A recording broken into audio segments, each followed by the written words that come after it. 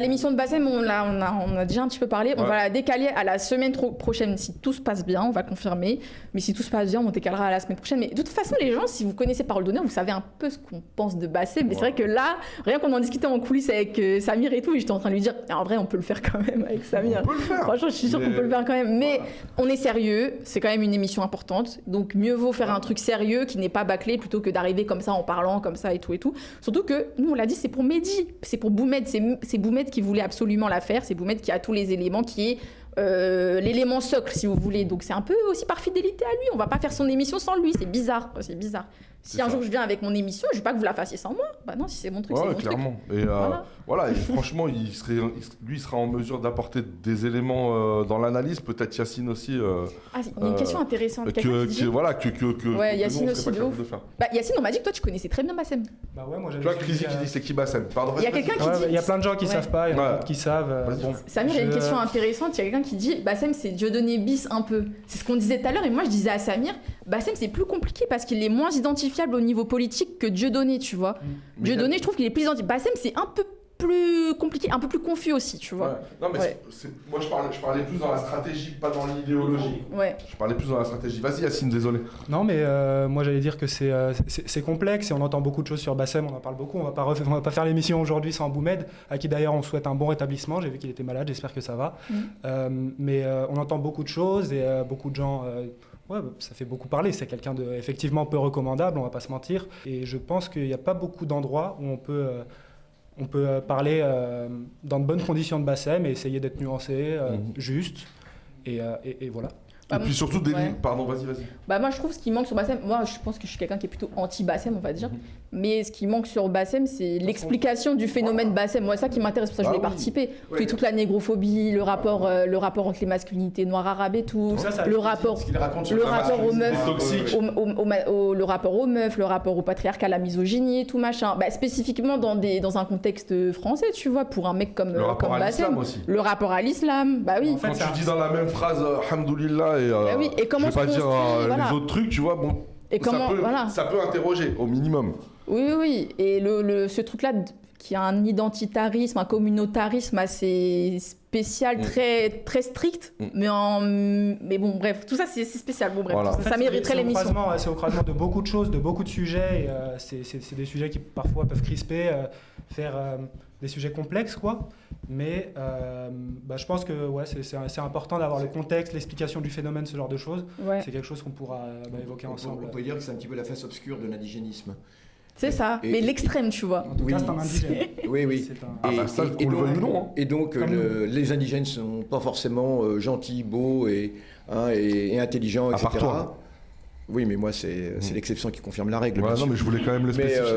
Ça, on le sait depuis longtemps. Ça va défendre un négrophobe, là. Mais qui a dit que ça va défendre un négrophobe ? Vous avez rien compris ou quoi ? Justement, la négrophobie fait partie... Mais je dis que la négrophobie, ça s'explique. Il y a des explications sociologiques. Alors, attention. Si tu comprends pas le racisme, tu comprends pas la négrophobie, en fait. Oui, et quand on dit ça s'explique, on n'est pas en train de dire ça se justifie, et bien évidemment. Ça s'explique au sens... Et c'est précisément une des raisons de l'émission sur Bassem. C'est cette face obscure qui inclut la négrophobie, qui inclut un machisme complètement débridé, qui inclut une sorte de religiosité complètement, qui dans la même phrase, comme tu l'as dit, est capable de dire des choses les plus anti-foi, anti-religieuses. Et c'est explorer cette espèce, justement, d'impensé indigène, parce qu'on n'est pas là uniquement pour dire nous sommes tous gentils, beaux, méchants, mais c'est ça aussi, la politique, c'est explorer ce côté obscur, parce que le fait est qu'il dérive un certain nombre de personnes, et c'est ce phénomène qu'il est important d'expliquer. C'est pas du tout l'apologie, évidemment, bien évidemment. Mais c'est bien de rentrer de la sociologie un peu dans tout ça, la sociologie politique, enfin bref, ce qu'on fait tout le temps sans le dire, etc., parce que le rapport à l'islam, il est social. Des fois, on a l'impression que notre rapport à la religion, il est pur. Non, c'est la religion qui me dit de faire ça. Non, la façon dont tu vas comprendre la façon dont tu vas comprendre la religion, ça dépend de ton contexte socio-économique, ça dépend de ce que tu as lu, ça dépend de tes orientations, ça dépend de ta famille, ça dépend de ton histoire, ça dépend de ton quartier. Donc voilà quoi. Bon bref, faut expliquer tout ça. Et même la manière dont tu le vis, dont tu le pratiques au quotidien. Je veux dire, le mec qui va habiter dans un quartier où il y a une mosquée en bas de chez lui, et le mec qui va habiter dans une grande ville urbanisée, il n'aura pas du tout la même pratique quotidienne de l'islam et la même manière d'en parler, etc. Et juste avant que tu parles, je voulais dire, voilà, il faudra par rapport à la personne qui disait qu'on allait défendre un négrophobe, j'allais dire, faut qu'on fasse un bandeau disclaimer, tu vois. Disclaimer, alerte. Expliquer, nous n'aimons pas Bassem en tant que personne. Nous critiquons toutes ses sorties négrophobes, racistes, misogynes, identitaristes, blablabla. Nous condamnons tous ses propos. Et après, je veux dire, ça fait de nous des gens bien. C'est comme pour Dieudonné d'ailleurs. Non mais voilà, non mais je veux dire, est-ce que ça fait de nous des gens bien, tu vois la machine qui fabrique les Bassem, elle est là. Voilà. Donc, le problème, c'est pas en là, je m'adresse à la personne, mais aussi à toutes les personnes qui ont cette, j'allais dire, ce réflexe pavlovien, tu vois, que dès qu'on parle de Bassem, qu'on est un rebeu, si on dit pas au bout de 3 secondes qu'il est horrible, qu'il est négrophobe, raciste, naninana, ça veut dire que quelque part on est en passe de le défendre. Non, parce qu'en fait nous c'est pas la personne Bassem. La personne Bassem, à titre personnel, elle me répugne et à titre personnel j'aurais pas spécifiquement envie d'en discuter. Maintenant il y a un phénomène Bassem qui est là, comme il y a eu un phénomène à l'époque Dieudonné, et ça me semble pertinent que sur un média qui s'appelle Parole d'honneur, qui est un média décolonial, qu'on aborde cette question et qu'on décortique un peu les ressorts de ce phénomène. Parce que tout simplement. Comprendre ce phénomène, c'est comprendre l'impérialisme. C'est comprendre la situation dans laquelle on est, parce que c'est l'impérialisme qui a provoqué, qui a fabriqué ces Bassem, ces Dieudonné, etc. Ce serait trop facile de dire ce sont des méchants, et puis il y a les gentils d'un côté, et puis on tombe dans la moraline classique, soyez du côté des gentils. Non, la question de faire l'émission en fait. C'est d'explorer. Ça me va. Entre eux. C'est Twitch. Faut attendre Boumed. Alors Mehdi, c'est moi qui décide, donc je dis pas stop, ça continue. Allez, on dira stop dans 2h30. On fait l'émission aujourd'hui, c'est parti. Non, mais au moins, on fait comme Macron, on fait un coup d'État. Ouais, merci à la personne qui a dit ça dans le chat, parce que au moins ça permet de faire un disclaimer pour l'émission de la semaine prochaine ou de la suivante, de dire qu'on allait défendre un négrophobe, de poser cette question. Au moins on peut dire qu'on n'aura pas une approche morale de la chose, on pourra en discuter. C'est trop facile de dire Bassem c'est un grand méchant et de se sentir bien après, mais une fois que c'est fait, on n'a pas expliqué le personnage, on n'a pas expliqué d'où il vient, comment ça se fait qu'il a un tel succès, parce qu'on peut juste condamner moralement et passer à autre chose. Ça me semble trop facile. Il y a quelque chose qui se passe autour de ce personnage, c'est un personnage des réseaux qui est exposé, donc pour moi il n'y a pas de meilleur endroit pour en parler sérieusement, justement, que sur un plateau de PDH. Et d'ailleurs on a toujours fait cela au-delà de Bassem, toutes les questions qu'on explore, je ne sais pas si vous l'avez remarqué, mais depuis le début, enfin aussi bien déjà à l'époque du Pire et puis à PDH, on tente d'expliquer les choses. C'est ce que Ouria Boutelja avait fait lorsqu'elle parlait de Mera, qu'on a injustement dit défend. Non, c'est expliquer les phénomènes. C'est expliquer les phénomènes, parce qu'en expliquant ces phénomènes, exactement, parce qu'en expliquant ces phénomènes, ça permet de comprendre le type de société dans lequel on vit. Sinon, ce serait très facile. On passerait notre temps à dire, on cocherait toutes les bonnes cases, ce serait super, et puis on serait gentil. Et de comprendre ce que ça nous fait, le racisme, la misogynie, tous ces trucs-là. Il faut comprendre ce que ça nous fait sociologiquement, au niveau de nos affects et tout. Ce que je dis, ça vient. Si on veut lutter contre cela, si t'es un arabe, t'as un côté Bassem en toi. Ça, c'est la vérité. Ça, c'est la vérité. Si t'as du mal à le voir en toi, regarde tes oncles, tes cousins, ta famille, regarde. Ça veut pas dire que t'es d'accord, ça veut dire que sociologiquement, il y a des choses qui font que ça fait partie de nos faiblesses, tu vois. Et nous, on lutte contre ça, évidemment. Nous, on est des déconstruits de maximum, de je sais pas quoi. On peut le voir, faut-il encore le dire dans notre vie quotidienne, dans notre vie de tous les jours. Il y a des situations dans lesquelles on se trouve, et à un moment donné, on est en face de ses propres contradictions, de ses propres, comment on pourrait dire ça, intolérances, tu vois. Il y a des intolérances qui nous traversent et des fois qui font qu'on va réagir dans une certaine situation et on se dit, on sait, intellectuellement, on sait que, voilà, on n'est pas, la réaction ou l'approche qu'on a n'est pas forcément la plus pertinente et la plus juste, mais pourtant on sent qu'on est traversé par des affects qui nous proviennent de nos parents, de nos grands-parents, de je ne sais où, tu vois, du racisme, de la manière dont on a été formé, déformé. Et d'ailleurs, je me souviens qu'on avait fait une tier list raciste à l'époque, tu sais, du studio à Sud, le premier studio. Et on avait fait donc le tier list raciste et Bassem, si je me souviens bien, on l'avait classé dans les indigènes cramés. Ouais, c'était bien ça, avec Nordine et Bab, c'était grave indigènes, bien. Ouais. Si vous nous regardez, SOS, les gars, SOS. lundi les bars. Ouais. Et voilà, et je trouve que c'était une expression qui correspond bien. C'est-à-dire que c'est un indigène.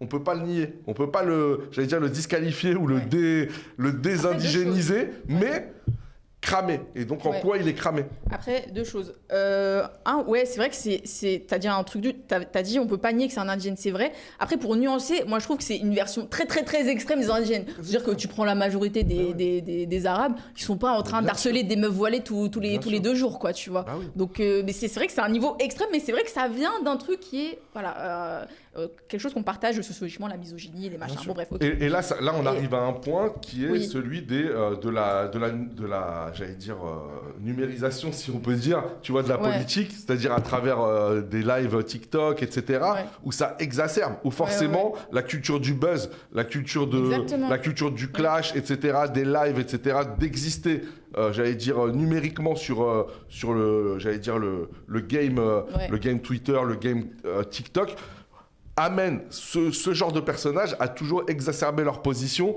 et à toujours être dans une surenchère. C'est un peu le jeu des réseaux, c'est vrai, je suis d'accord avec toi Samir. Pour les gens qui s'intéressent à cette question, et voilà, on développera, le jour où on fera l'émission sur Bassem. Pour les abonnements. Merci beaucoup. Serions-nous pas en train de faire une Merci beaucoup pour celui qui a offert les sabots. On va quand même essayer de laisser du contenu pour l'émission sur Bassem avec Boumed. Mais pour ceux qui ont une réaction un peu crispante par rapport à ce sujet, ce que je peux comprendre, je vous invite à regarder une vidéo qui a été publiée sur la chaîne de Parole d'Honneur, qui s'appelle, vous tapez juste Beauf et Barbare sur la chaîne YouTube, les Beauf et Barbares sortir du dilemme. Et c'est...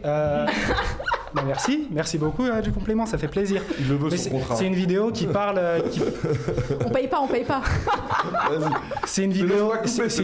Merci beaucoup. Désolé, pas de souci, ça fait plaisir, c'est un compliment. Non mais c'est une vidéo très sérieuse en fait, et bien produite, qui parle des Bassem et des indigènes, et je pense que c'est un bon prérequis pour appréhender dans de bonnes conditions l'émission qu'on fera sur Bassem, parce que là c'est vrai qu'on en parle un peu à la volée, mais on voulait faire ça sérieusement, et Boumed il y tient. Exactement. Plein de gens. Et la preuve qu'on fait ça sérieusement, il y a quelqu'un qui a demandé pourquoi vous l'invitez pas en plateau? Alors ça a été proposé nous dans le groupe. On l'a réfléchi. On l'a réfléchi, c'est quelque chose qu'on a discuté. Est-ce qu'on invite Bassem en plateau? Et bon, je fais partie de ceux qui ont dit non. Je vais dire pourquoi. Parce que je trouve c'est un phénomène qui est intéressant. Désolé de dire phénomène, pas pour l'objectiver et tout machin, mais ses idées quoi, enfin le personnage à analyser sociologiquement et tout machin. Mais je trouve que lui en tant que tel, il n'a pas quelque chose de constructif à dire politiquement. Et c'est pour ça que moi, j'étais en mode, ça sert à rien de l'avoir sur un plateau, parce que genre, on va le convaincre, ou on va débattre avec lui. C'est pas qu'on est meilleur que lui, si on l'est en fait. Si on est vraiment meilleur que lui. Non, si on est vraiment meilleur que lui, ça ferait vraiment... Non, mais ce serait bizarre. C'est pas genre, on va débattre avec lui, ou alors on va lui faire la leçon. C'est encore pire aussi. Je vais te dire pourquoi t'as tort. Tu vois, on avait déjà d'ailleurs dans le passé discuté de Dieudonné sans Dieudonné. On parle du phénomène en tant que tel, du phénomène social que ça constitue. C'est ça. Moins que la personne en elle-même, que je peux comprendre, qui est peu recommandable, qu'on peut détester, c'est un phénomène qui existe. Mais pourquoi des nôtres vont vers ce genre de personnes, vers ce genre de discours, et c'est ça qui est inquiétant peut-être. Moi je dirais tout simplement ça matcherait pas, ça fonctionnerait pas. C'est-à-dire que lui il a un mode de fonctionnement, je veux dire, il est dans le buzz. Il est dans la confrontation permanente. Donc du coup là, on serait tous en train de réfléchir à qui il est, pourquoi il est comme ça, pourquoi et lui il serait là. C'est pas la même chose. Il finirait par faire du Bassem en fait, tu vois. Et du coup ça serait pas intéressant. Après ce qui pourrait être intéressant, je dis pas spécialement pour PDH, c'est un jour d'avoir une interview peut-être de lui par quelqu'un, tu vois. Qui voudrait le faire, pas moi en tout cas. Wissam, allez, on va voir. Pour savoir, pour le questionner sur un certain nombre de points. Voilà, mais l'inviter sur un plateau comme ça en live, pour moi, ça serait contre-productif totalement. Ça change l'objectif du truc en tout cas. Ulysse sur le chat a tout dit, de toute façon, il voudrait pas venir. Pour ceux qui connaissent Bassem, ils le savent. Bah oui. Il n'aurait aucune raison de participer. Et je peux le comprendre. Je sais pas s'il intervient dans des médias, je crois même pas. Non. Il fait que ses live TikTok là, Radio Flip, c'est ça? Voilà, moi. Il y a beaucoup de choses. Moi, ce que j'ai vu de lui, c'est radio, comme tu as dit, et radio libre. Et puis des lives, je crois que c'est des lives TikTok où tu sais, ils sont en fenêtre là. Et voilà, il y a un mec qui tient le live. C'est un peu des spaces. Il fait monter, comme des spaces, mais vidéo. Et il fait monter des. Alors, enfin, vidéo ou pas vidéo, il fait monter des personnes. Et bon, en général, il y a toujours quelqu'un qui est un peu connu. Enfin, en tout cas, ceux qui sont relayés sur les réseaux, il y a toujours une personne un peu connue qui crée un buzz, en fait, quoi. Qui crée un buzz. Et puis les autres mecs autour qui. Et ça finit toujours de la même manière en insulte. Ouais. TikTok, c'est peut-être pas le meilleur réseau pour les débats. Va falloir s'y faire aussi. Hein. Ouais. C'est bon sur ça, on peut passer... on passe à autre chose. Bon, ça va, on a quand même... On a donné... Les gens étaient là pour ça, j'avoue, on a un peu donné quand même. Voilà. Mais bon, c'est parce qu'ils étaient un peu là pour ça. En fait, on avait annoncé à 20h, donc les gens à 20h vont arriver, vont être en mode, vous parlez de quoi ? Du Premier ministre. Ah ok, on se barre.